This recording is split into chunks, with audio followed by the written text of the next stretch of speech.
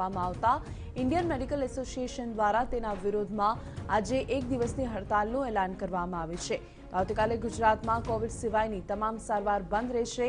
આ હડતાલમાં ગુજરાતના 30,000થી વધારે ડોક્ટર્સ જોડાશે કે જેઓ ઇમરજન્સી અને કોવિડ સિવાયની તમામ કામગીરીથી અળગા રહેશે। આ હડતાલ વહેલી સવારે 6 વાગ્યાથી શરૂ થઈ સાંજે 6 વાગ્યા સુધી યથાવત રહેશે। જો કે હડતાલ દરમિયાન કોઈ પ્રકારના દેખાવ કે વિરોધ કરવાની જગ્યાએ શાંતિપૂર્વક કામગીરીથી દૂર રહેવાનો IMA દ્વારા નિર્ણય કરવામાં આવ્યો છે।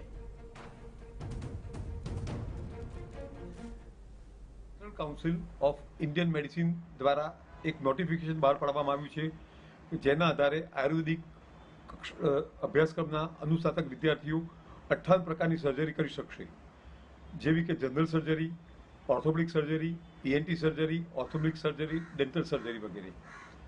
આની સામે ઇન્ડિયન મેડિકલ એસોસિએશન હેડક્વાર્ટર એટલે કે સમગ્ર ભારતના ઇન્ડિયન મેડિકલ એસોસિએશન તરફથી વિરોધ નોંધાવવામાં આવ્યો છે અને એ વિરોધમાં સફળ થવા માટે આપણે સૌને અપીલ કરી રહ્યા છીએ કે તારીખ 11મી ડિસેમ્બર 2020ના રોજ સવારે 6 વાગ્યાથી સાંજે 6 વાગ્યા સુધી તમામ હોસ્પિટલો, દવાખાના વગેરે બંધ રહેશે।